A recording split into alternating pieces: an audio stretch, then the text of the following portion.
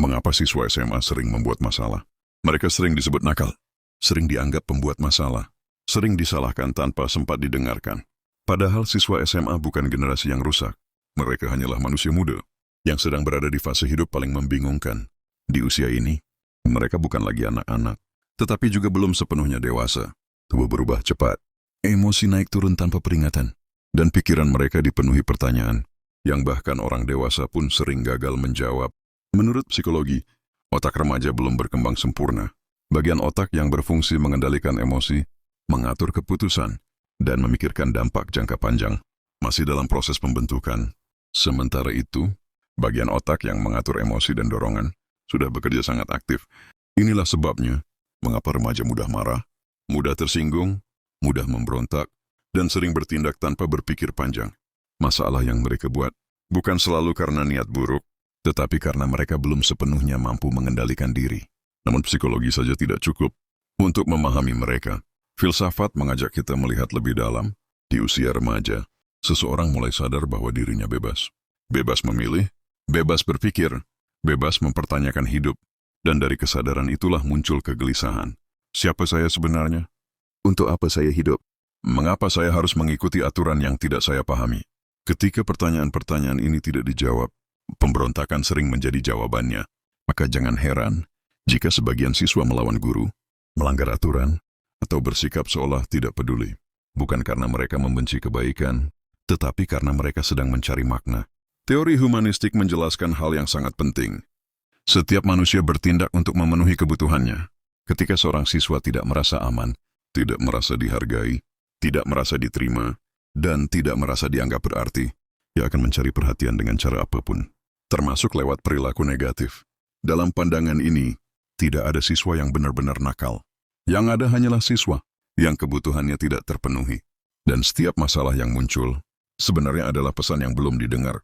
Lalu bagaimana cara mengendalikan dan menangani siswa SMA yang sering bermasalah? Bukan dengan bentakan, bukan dengan ancaman, bukan dengan mempermalukan mereka di depan umum. Karena ketakutan tidak pernah melahirkan kedewasaan. Yang mereka butuhkan pertama-tama adalah hubungan. Dengarkan mereka, bukan untuk membenarkan kesalahan, tetapi untuk memahami perasaan. Tegakkan aturan, namun sertai dengan penjelasan, bukan kemarahan. Ajak mereka berpikir, bukan sekadar patuh. Tanyakan dengan tulus, apa yang sebenarnya kamu rasakan? Apa yang sedang kamu hadapi? Kamu ingin menjadi pribadi seperti apa ke depan? Ajarkan mereka mengenali emosi, mengendalikan amarah, dan bertanggung jawab atas pilihan. Ajarkan mereka mengenali emosi, mengendalikan amarah, dan bertanggung jawab atas pilihan. Karena remaja tidak belajar dari ceramah panjang, mereka belajar dari keteladanan dan kepercayaan. Ingatlah satu hal penting, anak yang paling sulit diatur seringkali adalah anak yang paling membutuhkan perhatian. Dan siswa yang hari ini membuat masalah, bisa jadi di masa depan, adalah pribadi kuat, weighty tender, atau orang bijak. Jika hari ini ada satu orang dewasa yang memilih memahami daripada menghakimi, karena tugas kita bukan menghancurkan mereka dengan label buruk, tetapi menuntun mereka menemukan jati diri. Dan ketika seorang remaja merasa dimengerti, ia tidak lagi perlu berteriak lewat masalah. Dan jika Anda adalah seorang guru, orang tua, atau siapapun yang hari ini merasa lelah menghadapi anak-anak muda yang sulit dipahami, ingatlah satu hal ini.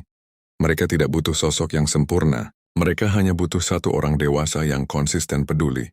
Satu orang yang tidak pergi saat mereka gagal. Satu orang yang tetap percaya ketika mereka mengecewakan. Satu orang yang berani berkata, aku tahu kamu bisa menjadi lebih baik. Karena terkadang, masa depan seseorang tidak berubah oleh hukuman keras, tetapi oleh satu kalimat sederhana yang diucapkan pada waktu yang tepat. Dan mungkin hari ini, Anda adalah orang itu. Untuk para siswa yang sedang mendengarkan, jika hidup terasa berat, jika dunia terasa tidak adil, dan jika tidak ada yang benar-benar memahami, percayalah, kamu tidak rusak. Kamu hanya sedang bertumbuh. Kesalahanmu hari ini bukan penentu masa depanmu.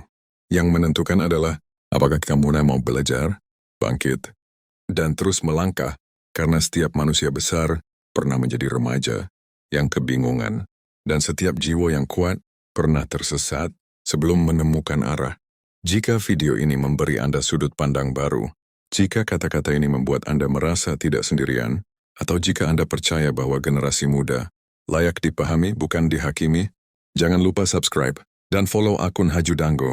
Di sini, kami akan terus berbagi kata-kata refleksi, motivasi kehidupan, dan pengingat sederhana agar kita tetap menjadi manusia yang sadar, peduli, dan bertumbuh.